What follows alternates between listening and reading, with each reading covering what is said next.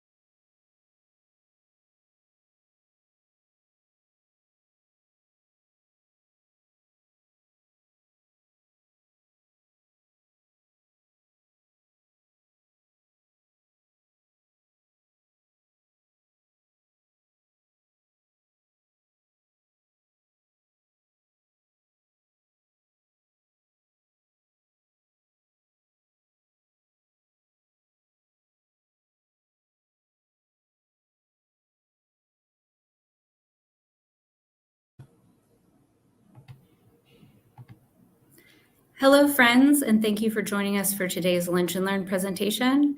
We're going to give folks just a few more minutes to join the stream before we get things started. Thanks for your patience.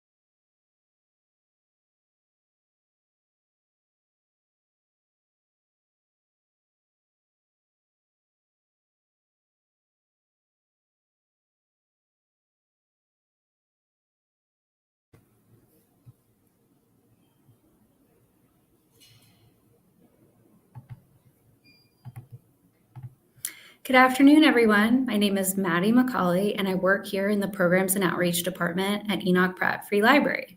It's my pleasure to welcome you to today's Lunch and Learn program, which Pratt hosts in partnership with the Maryland State Archives and the Maryland 4 Centuries Project. Before we get things started, I'd like to remind everyone that should you have any questions or comments for our presenter today, please enter them into the comment or chat box below the video and we'll address them at the end of the presentation. Without further ado, I'll turn things over to our partner at the Maryland State Archives. Take it away, Owen. Thank you, Maddie, and thank you all for joining us today. My name is Owen Lurie, the Outreach Coordinator at the Maryland State Archives. These Lunch and Learn lectures are an opportunity to hear the stories of Maryland's people and to highlight the use of primary source materials and the value of archives in uncovering shared heritage. The Maryland State Archives holds records of permanent value to the state of Maryland and serves as the state's historical agency. If you are interested in exploring our records for your own research, I hope that you will come and check us out. You can contact us and schedule a research appointment on our website, msa.maryland.gov. Our program today comes from my colleague, Rachel Frazier, as another installment of her ever-popular Halloween program entitled Macabre, Maryland, Halloween Tales from the Archives. I hope that you will also join us next month for a presentation by Joe Balkowski about Father Eugene Patrick O'Grady, the devoted and beloved chaplain who served with the Maryland soldiers of the 29th Infantry Division in World War II. You can find a full list of programs, including videos of past presentations, on our website, and you can, of course, find many more programs from the Pratt Library at prattlibrary.org. Now to introduce today's speaker, here's Bert Kummerow, Founding Director of the Maryland 4 Centuries Project.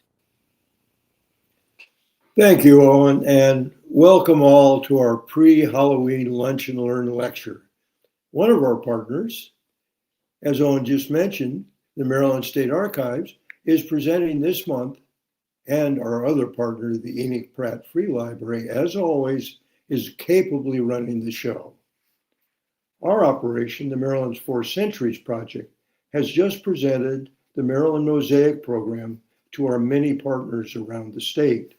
We have uncovered 150 people, places, events, objects, documents, and structures in every county and Baltimore City that are first in the state and in the entire nation.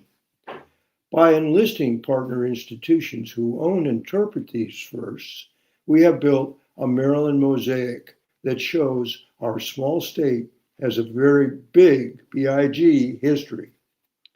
The Maryland 250th Commission is building a busy, history-laden 2026, and it's designed to demonstrate how our state helped build and continues to contribute to our American experience. Now we go to the October presentation, always a fall excursion into the world of ghouls and goblins. You may want to be scared out of your socks at a haunted house, but we're committed to a more scholarly approach. If that sounds boring, I'm pleased to introduce our speaker today. Our partner in these lectures is the Maryland State Archives, and that Annapolis institution harboring Maryland documents by the millions that stretch back even beyond 1634, has many, many functions that serve the state government. It also welcomes a daily influx of historians and genealogists, all looking for information that will set their research apart. In recent years, the Archives has devoted serious effort, some of it very pioneering, to putting distinct collections of records online. That growing trend among libraries of putting records online has made documents much more accessible. Now, I may be showing my age here, but actually holding a centuries-old paper letter or a report puts my ancestors right in front of me.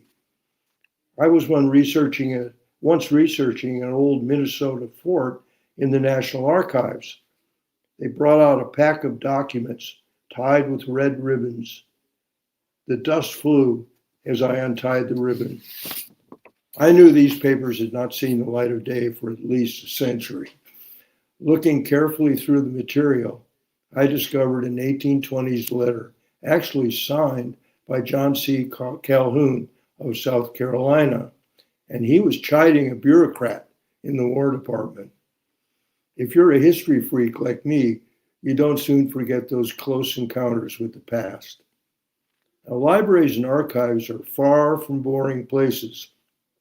The State Archives, standing guard on Rowell Boulevard as the traffic flows toward the State House, is a welcoming and fascinating doorway into Maryland's 4th century past. Its stacks hold close to 20 generations of our written record. Some provide raw data, while others reward us with real insights into our history and culture. I can't think of a better guide to this collection than the Archives Director of Reference Services, Rachel Frazier. She not only knows her way around the facility, she also has the enviable opportunity to search out interesting and sometimes bizarre stories that have been waiting for any enterprising researcher. During this season of spooks and scares, we're lucky to have a records insider who has sought out what she calls Macabre Maryland. These stories may not scare you out of your socks, but they may do something better. You may discover a macabre tale that will give you pause. And better yet, you may have the satisfaction of passing that morbid tale to friends and family. Please welcome our friend and colleague, Rachel Frazier. Hi, thank you for the wonderful introduction. Again, I'm Rachel Frazier, Director of Reference at the Maryland State Archives. And today we are going to explore strange collections that reveal fascinating insight into Maryland life and lore, get into the Halloween spirit with an hour of peculiar pictures, dark demises, and poisonous potions. The mysterious especially intrigues us this time of year. So you'll be joining us in exploring the stranger side of Maryland history through our unique collections. And I love featuring things that are strange and unique that can either teach us more about Maryland life or things that may look strange but actually have interesting and inspiring backstories. But not all of them will be inspiring today. Some will actually be very much appropriate for Halloween. And this time of year can mean many different things to people, like decorating jack-o'-lanterns, like this photo in our archives from the governor's mansion in 1991 under William Donald Schaefer, dressing up in costumes, honoring your ancestors, just enjoying fall, or learning about the strange collections in your own state archives. Most of what I feature are things that myself or our reference staff have come across while helping our researchers or working in our stacks. Things are rarely going to be cataloged as spooky or strange, which is why it's such an adventure and usually a year-long effort to put this presentation together. Now, I certainly have tried typing things like strange into our catalog to see what I get, but you're more likely to end up with something like this, which I came across when I typed in strange. This is actually a photo of the shop Strange and White on Main Street in Annapolis. I believe it's where the Spice Antiques change is now. And even doing non-spooky research can be really challenging, which is what reference archivists are here for. So I'll be putting our contact information up at the end. And let's get into our Halloween presentation. And I will be featuring things that are strange, but maybe not quite as on the nose as this. So first, I want to feature this beautiful card, and I actually featured this in one of my very first Halloween presentations. I hardly ever repeat material, but I'm bringing this back for a reason. There are two items I'm going to be featuring that have a connection to poisons that you might find surprising. Now, here's a little context for this card. We don't often think of Maryland as having a connection with Victorian Gothic art, but the Victorian era had plenty of influence even here across the pond. And this is a beautiful Victorian era mourning card from the Moss collection of Sands family papers. And it is a beautiful work of art, very Victorian, very elaborate and Gothic. It's over the top, which was considered appropriate back then, even if it's not considered appropriate now.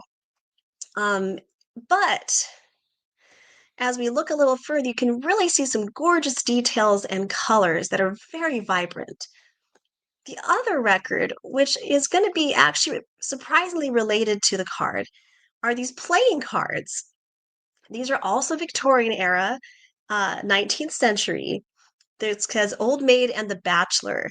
And again, what's unique is the bright colors. Now you'll notice I'm not wearing gloves. It used to be best practices to wear white gloves with paper archival historic records.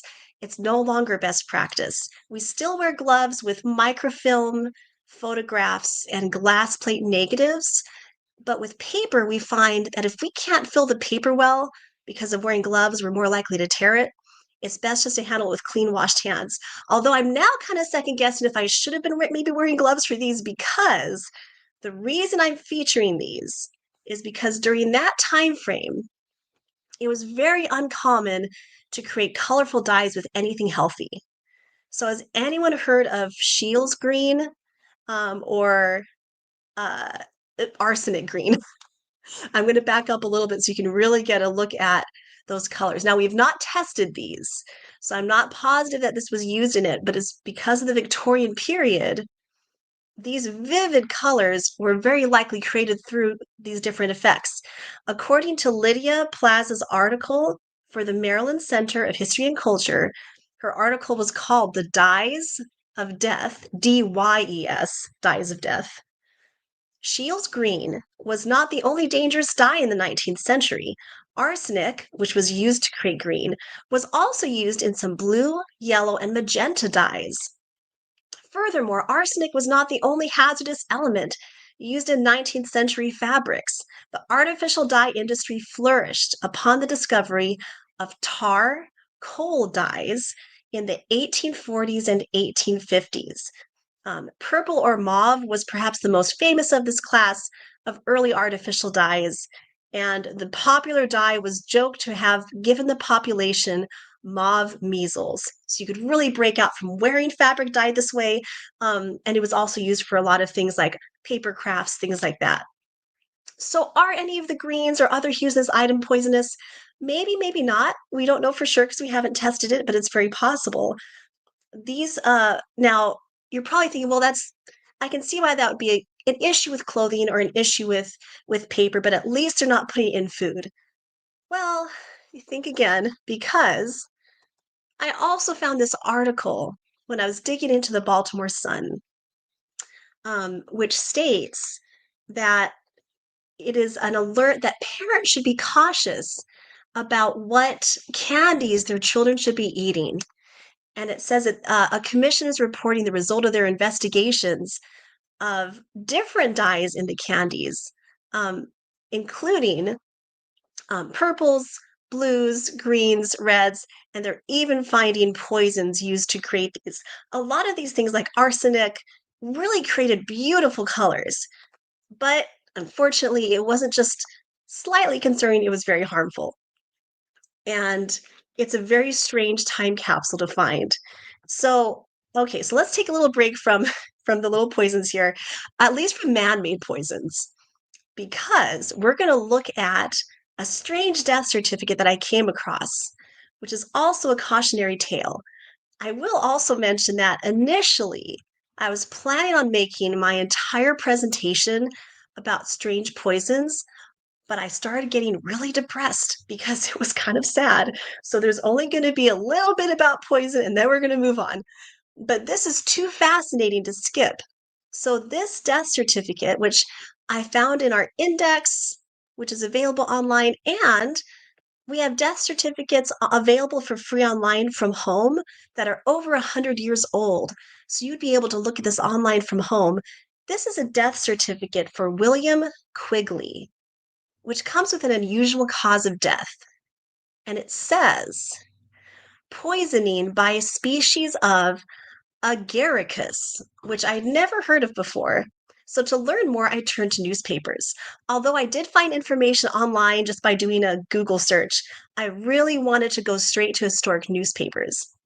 Historic newspapers can get facts wrong, either on purpose or accidentally, but at least you're reading what people are saying at the time, which is very helpful. And when doing research in newspapers, it helps to start with online databases like Baltimore Sun or ProQuest, newspapers.com, and you can also dig into our own local newspapers at the archives. So to learn more about agaricus, I found this on the Baltimore Sun online, and it notes that agaricus is a type of mushroom, which explains a lot more about the death certificate. I won't read the whole thing, but it says that agaricus, or fly mushroom, which actually caused deaths nearby when the Baltimore Sun published this, is of such a bright scarlet color that in some places where it grows, it looks like it's just like the ground is coated in red. It looks very similar to the completely perfectly fine mushroom to eat, Amanita rubescens. And so I did a little research, and here are two stock photos that I found of the two mushrooms. The one that's actually not deadly is the one on the left. The one that is deadly is the one on the right. And you can see how they do look kind of similar. So it's interesting to be able to see that sadly, people were making mistakes about mushrooms and what's edible and not, even back then. But let's take a full break from poisons. I have such a wide variety of unusual items that I want to feature in our collections that I thought it would be fun to treat some of this as a game. I'm going to show a few images. They're unrelated, and everyone can guess which one has a spooky backstory. You can guess quietly to yourself. You could put it in a chat, whatever you'd like to do.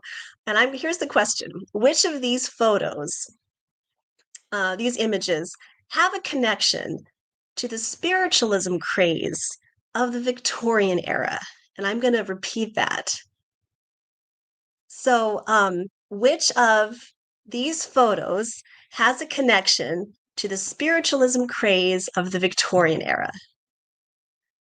Number 1 is the mysterious inn. Number 2 is the unusual image on paper. And number 3 is this portrait of a man. I'll give you a few seconds to think.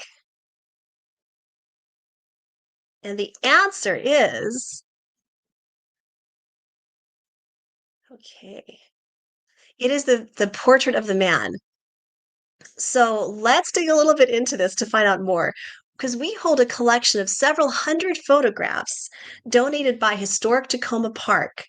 This was established in the late 1970s as an organization to preserve the history of Tacoma Park, Maryland, and neighborhoods nearby.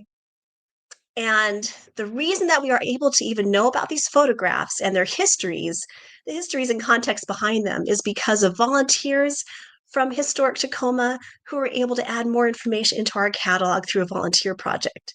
So when you go into our archives to pull these beautiful glass plate negatives, you might expect to see something like this, but which is what my idea of an archives was growing up. This is from Raiders of the Lost Ark. What our photographic room actually looks like is this beautiful room. You have these tiny boxes with the glass plate negatives, and they're carefully stored in temperature. I believe it's 30 degrees, 50% humidity. I might have that off a little bit, but to preserve them and really slow down any degradation. And the glass plate negatives are some of the most detailed photographic images you'll find. They're incredibly detailed in how much you can zoom into detail. And they're inverted. So it is a negative versus a positive. And they can be really spooky when you first look at them. So here are 2 of the glass plate negatives of the spiritualism photography, which I'll explain a little bit more about. When you invert them, you can see what the photograph was really meant to look like. And thanks to Morgan Miller in reference for alerting me to these great collections that she helped process as an intern. Now, according to our catalog, again, it's an example of turn of the century spirit photography. And this is not in the category of photos that, where people have discussed has something accidentally captured, something paranormal. This is something completely different. It is a Victorian era business for profit that was highly controversial at the time. And our catalog says that these photos were taken on June 7th, 1908, and that it's a Keeler photo. It also says that the people depicted in these are Arthur and Helen Colburn, a brother and sister who lived in Tacoma Park, and these were found when the house was being torn down for something else to be built there. So who is Keeler? So if this is the Colburns, but it's called a Keeler photo, who is Keeler? And I dug into newspapers again and discovered that, okay, so Keeler was someone who had a business for profit, first doing seances for pay, and then eventually doing spirit photography. So according to the Chicago Tribune on newspapers.com, he believed there was more money in, I'm going to quote them, he believed there was more money in spirit photography. Leaving his lucrative practice and his elderly customers behind, the doctor concluded that Chicago had just the climate that suited him. With his wife, a severe lady in spectacles apparently of literary tastes, he removed to the dingy house on Loomis Street.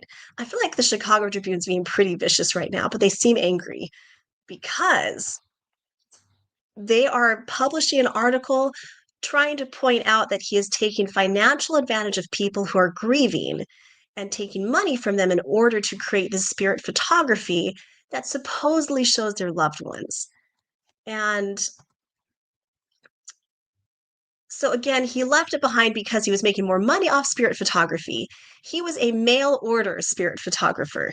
And Harry Houdini dedicated time trying, the magician Harry Houdini actually dedicated time trying to debunk this later on in his career. There also was in 1939, the British psychic researcher Harry Price, who was a researcher of psychics trying to debunk spirit photography for business. He was not a psychic who was a researcher. He was a researcher of psychics.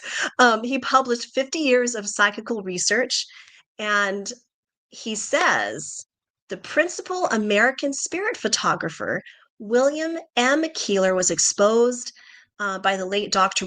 Walter F. Prince. I won't detail the methods used as there's monotony in the modus operandi, how it's produced. It's double exposure, switching the plates or dark slides, use of lay figures as in cutouts. And he goes on to really chastise people who are giving their money to this kind of business. So it was a real problem, and unfortunately prey on people often who were grieving, which is one of the reasons it was so controversial even then.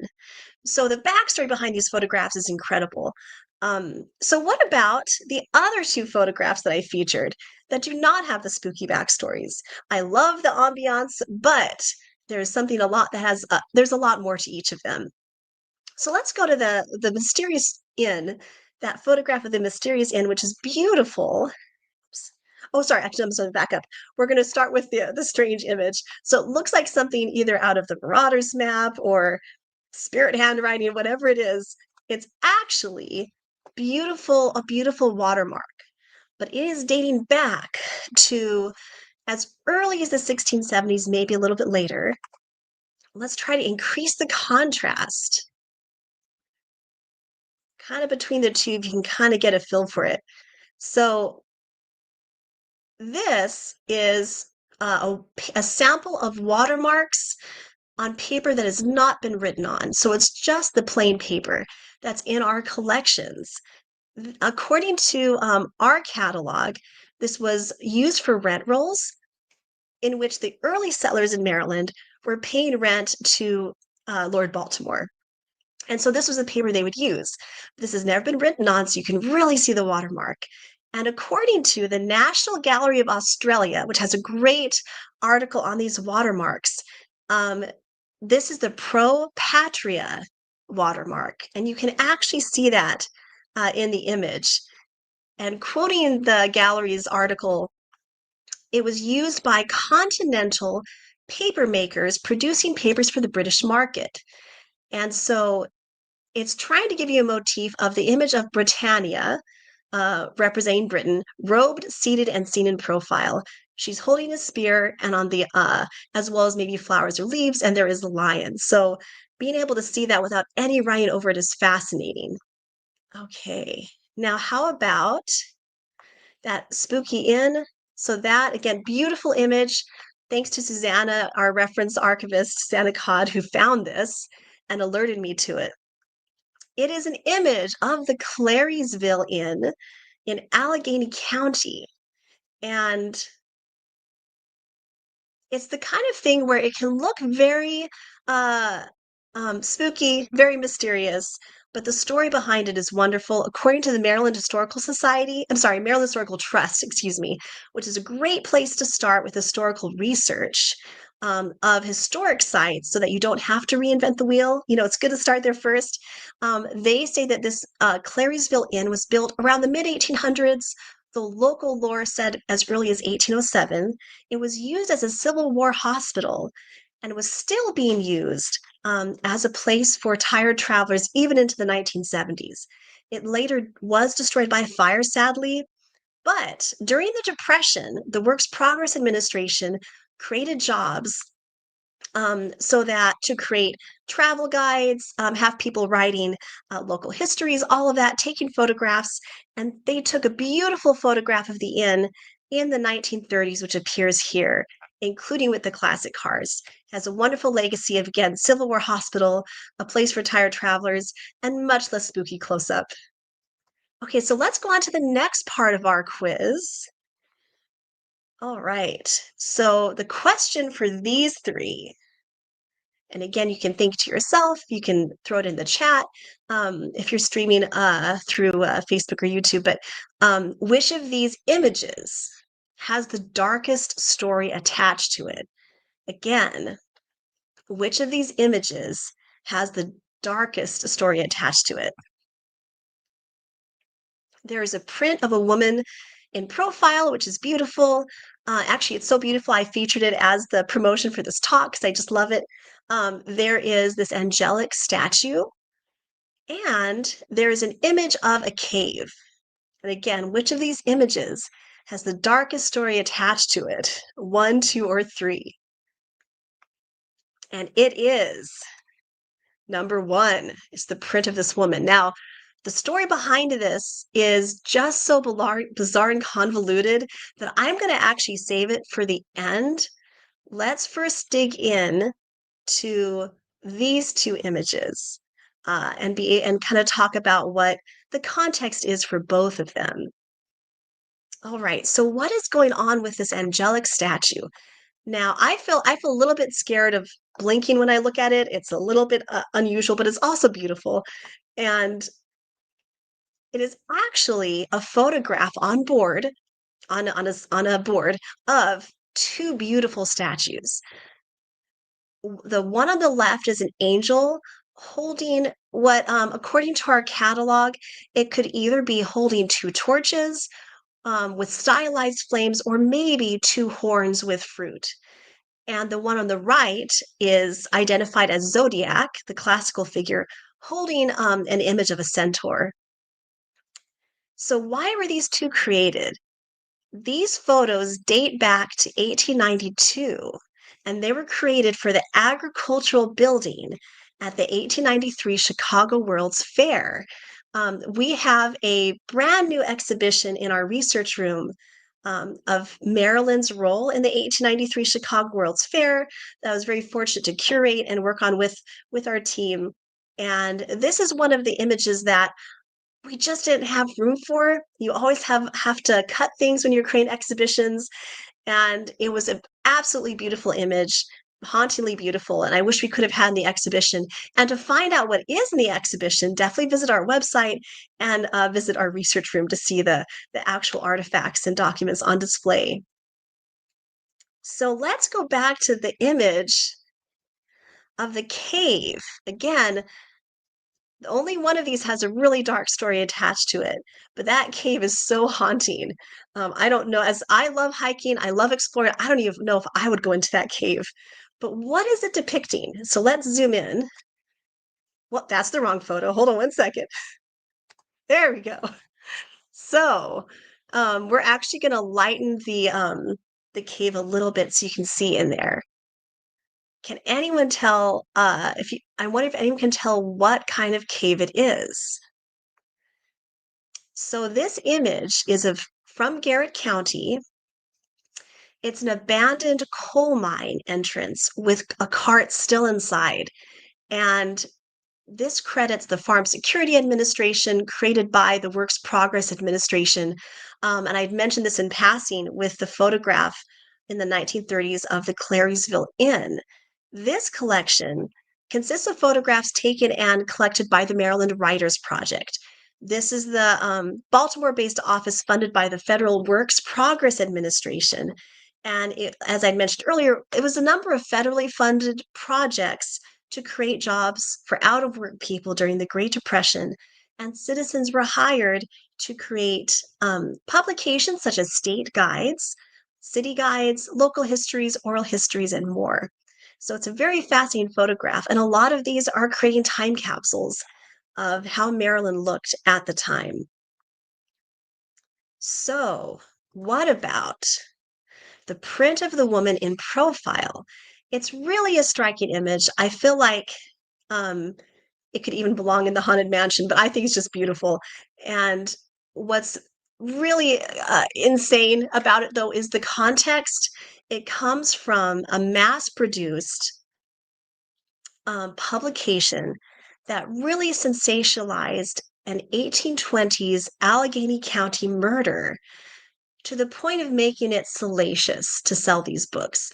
People were apparently so fascinated by this murder to the point that this confession was selling commercially, and it featured not the murder victim, did not feature the murderer. This image features the murderer's girlfriend because that's what sold copies. So it was quite salacious and definitely making money off this unfortunate event. So, out of respect for the fact that this really happened to someone, this murder case, I'm going to specifically the victim. I'm going to focus only a tiny bit on the murder and more about the dark and bizarre details surrounding this published confession by the murderer himself, because I've read the whole thing. It's very strange, and that's why it made it into the Halloween presentation. I was originally going to make it just a brief focus like the other records, and it's become a larger and larger part of this presentation because it is just so strange. So this is the life and confession of George Swearingen, who was executed 1829. In this, which is available to read online from home through our special collections website, Sheriff George Swearingen details his upbringing, education, and adulthood. I found that there are a lot of published articles and even at least one book on this murder from people who know a lot more about it than I do. So I'm just going to give a quick summary based on what he says in his confession that's in our collections. And again, I've read the whole thing. It is so detailed and so convoluted that I can't come close to summarizing everything. One thing to keep in mind is it is George Swearingen's own written confession before his execution. So we may or may not have a reliable narrator. Reading original archival records mean you're not relying on someone else to interpret them for you, but you still have to remember that a human being created them, who can lie or even just make mistakes or remember wrong. And reading his published confession, I learned that there are actually three people that you need to keep track of. There is George Swearingen, sheriff, and the murderer, Mary Scott, George's wife, who's the victim, and Rachel Cunningham, who's featured in that beautiful print, and she is George's mistress. And I will say the his confession totals about 100 pages. He really liked to hear himself talk, and it becomes increasingly strange and convoluted the longer that you read. So here's my very brief summary. I still may need to take a deep breath to get through it, and I've already apologized to our wonderful sign language interpreter that it has a lot of twists and turns. So here we go. So George says he was admitted to the bar in Virginia, Indiana, and then Maryland, and served as deputy sheriff later on, and sheriff of Washington County. George says that in spite of rumors, he did not get forced to marry his wife, Mary Scott, whom he met while they were both lodging at his uncle's boarding house. They married in 1824. They had one kid in 1825. He says that everyone gossiped about him overturning this wagon during a rainstorm on Martin's Mountain, but it wasn't really his fault. He wasn't trying to kill his wife. It was the horse's fault. He didn't mean for his wife and infant child to get thrown from the wagon, and the baby landed in grapevines, and the baby was fine, and his wife just needed a few stitches, but for some reason, people started having rumors he wanted to kill his wife. Then he got the horse detached from the wagon and made it run off. And when people were like, why would you have the horse run away when you needed that for transportation? He said, well, it could have stepped on my wife and she was just lying there. He admitted he regularly visited houses of libertinism with private rooms. Then he talks about meeting Rachel Cunningham, who we have the portrait of, who did washing and sewing for him when his wife was out of town. But then he says they were hanging out socially and going to a religious camp meeting together. Their horse bolted, the wagon tipped over and hurt Rachel, but that frightening experience helped them bond. I'm honestly starting to think that maybe he's just a bad driver at this point, but we'll see. Then he bought a lot, and built a house for her. So it's getting a little shady. He sent letters and poetry to Rachel, which got him in trouble later, but he said it was her fault for not destroying them. And then we get to the picture of Rachel.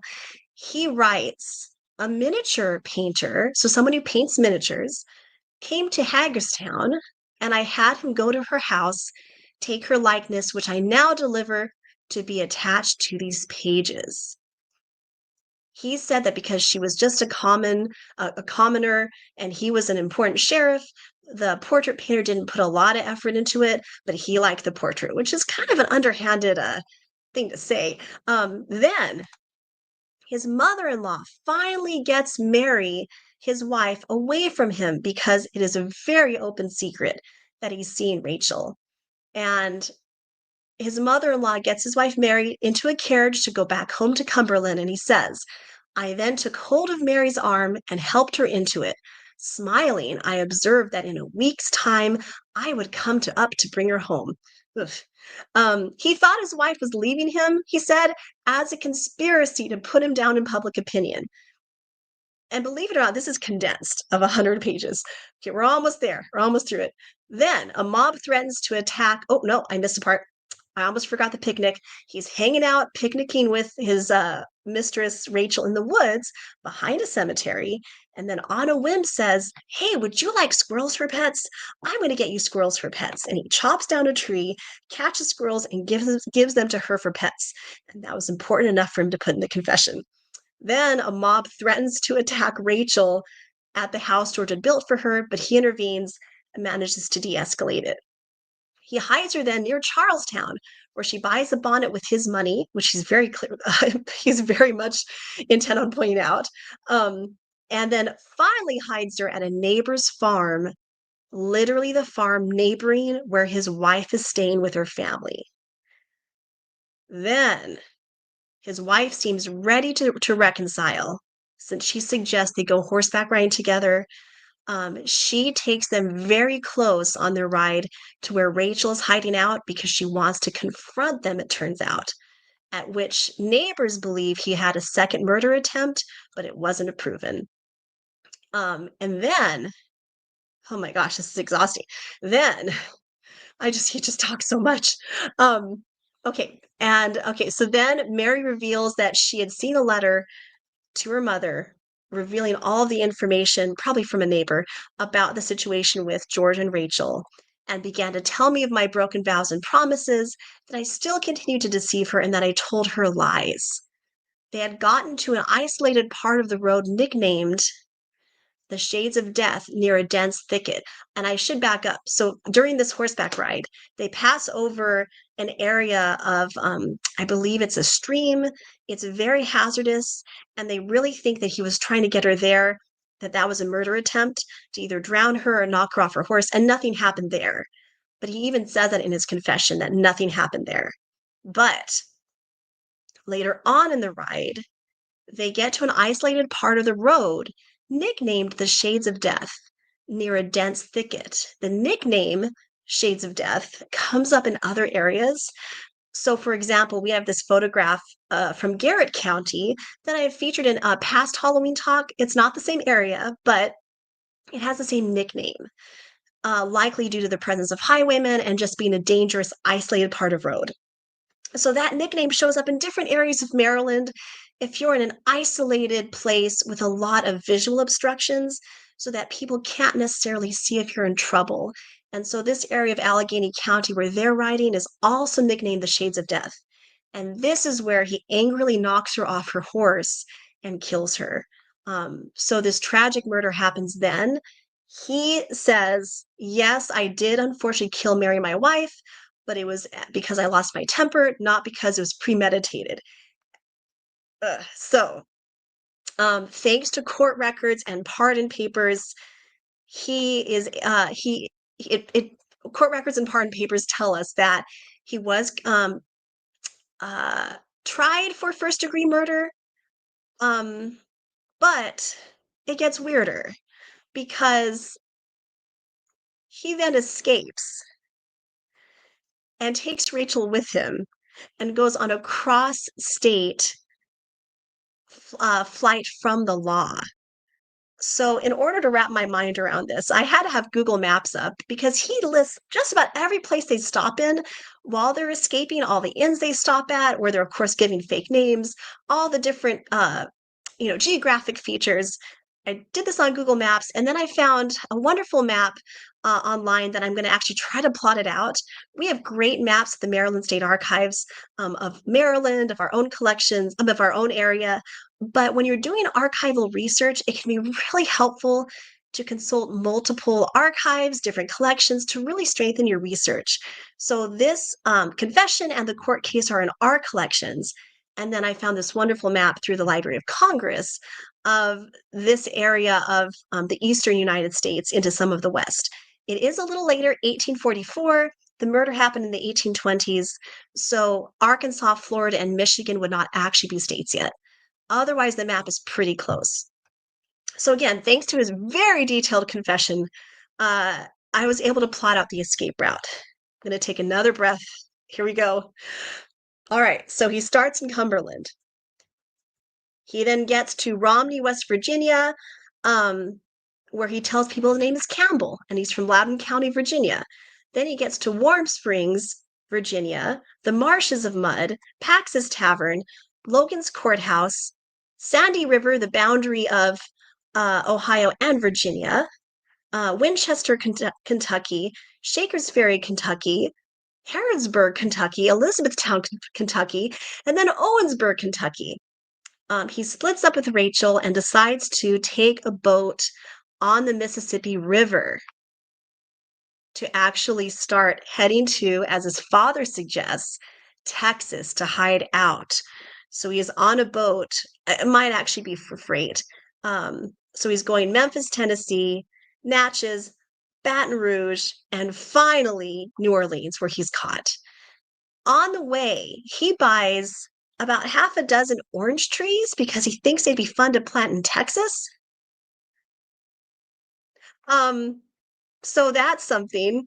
And when he parts from Rachel, he says, when he parts from Rachel back in Owensboro, Rachel wept and observed she was afraid she would never see me again in this world, but hoped to see me in heaven. I replied, I hope so.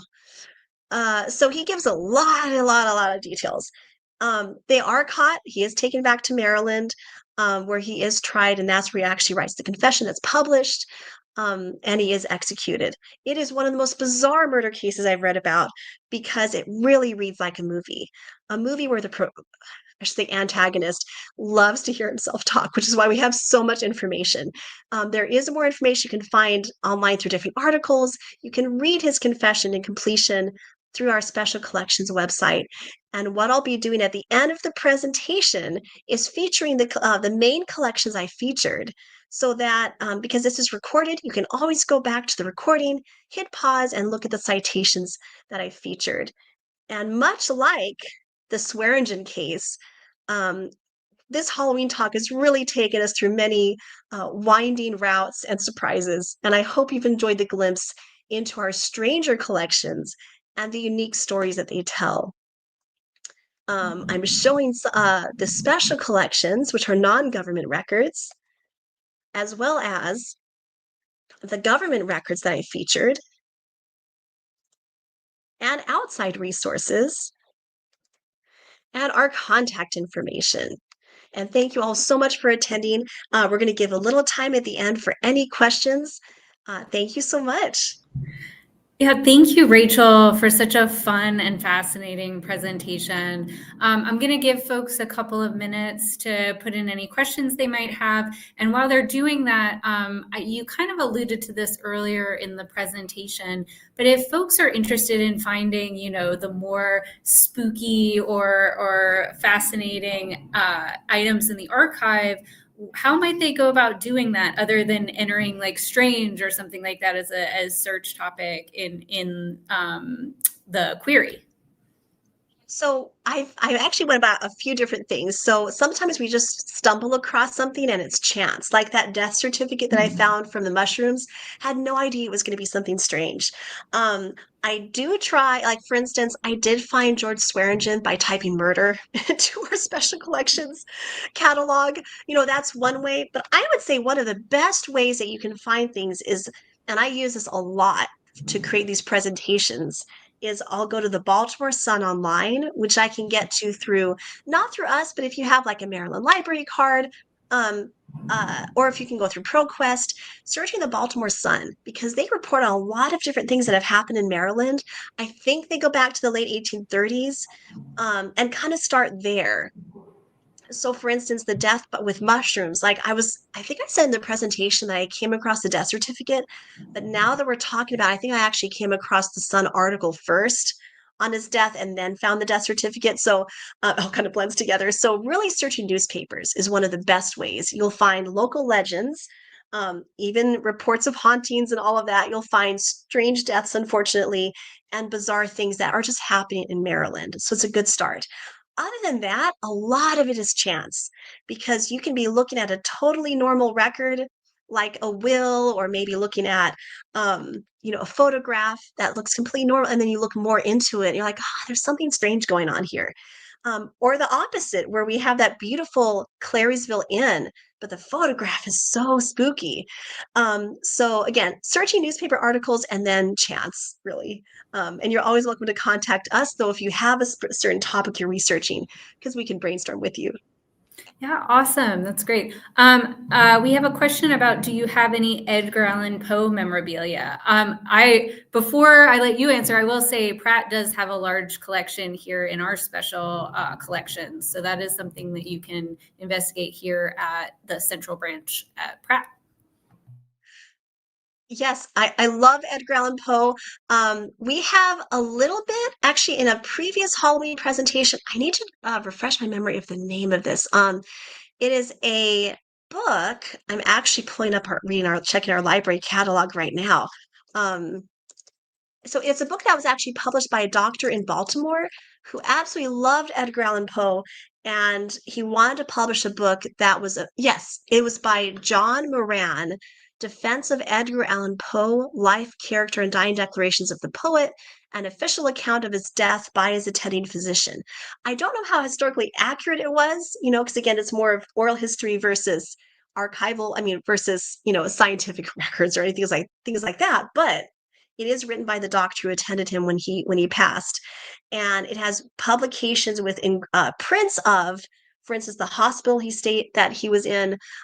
It has a publication of, I believe, one of his poems at the back. It is published in 1885, so it's a beautiful artifact of that time. It's because it's I want to say we don't have a lot of other artifacts. I'd have to look more into it, but that's one of my favorites. Oh, very cool. Definitely. We have another question about whether Elijah Bond has been the subject of any of your previous Halloween lectures. And who is Elijah Bond? That's So a question for one of our viewers. Yeah, he has not been, because I'm not familiar with him, but I'll have to look into him. Thank you. Yeah. Let me do some quick scrolling here. There's a lot of lively chat around, just enjoying the presentation in general. Oh, I actually have to say, I just Googled him. Elijah Bond was known for patenting the Ouija board. The Ouija board. I did briefly feature I believe one of the articles on it being patented. So I think I did indirectly feature him, but not by name. Because it was the Ouija board was a board game patented in Baltimore originally. I do believe he's buried here in mentioning Baltimore as well.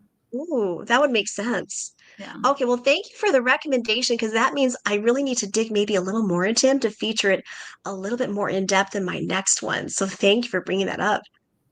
Someone also was really excited that you called out that Pierre Keeler did seances here in Baltimore. They didn't know that, and they were really excited to hear about that.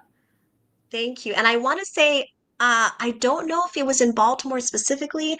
I think it might have been Boston and Chicago. And then because he did mail order spirit photography, that's how we've ended up with the photographs here. But I'm still kind of trying to figure out where exactly he operated. It sounds like he did a lot of things mail order versus necessarily operating out of Baltimore.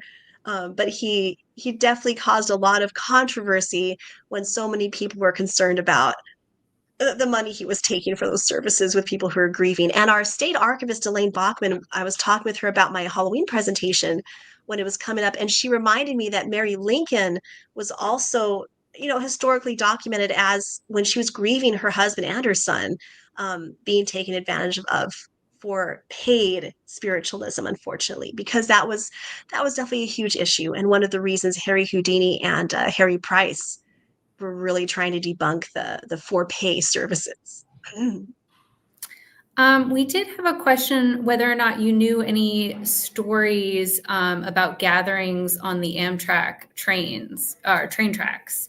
It was saying, somebody was saying in their 30s around Middle River, lots of people their age had stories of witnessing ongoings, and they were curious if you knew anything about that. Oh, interesting. I haven't come across that yet, but that would be very interesting to see if newspapers are reporting on this or not, because that's usually what we rely on. And I may have to make a note of that to dig into that for my next talk. So thank you. I just wanted to, again, thank you so much, Rachel, for such a fascinating presentation. I want to make a quick pitch. Pratt's Maryland department is having a series of really wonderful spooky themed programs throughout the month of October. So definitely check those out if you're interested in this type of programming. So again, thank you for an engaging and fascinating presentation. Thank you to our partners at the Maryland State Archives and the Maryland 4 Centuries Project. Thank you to Gateway Interpreting for providing accessibility for today's program. And thank you to our audience for joining us this afternoon. Stay safe, take care, and have a good rest of the day.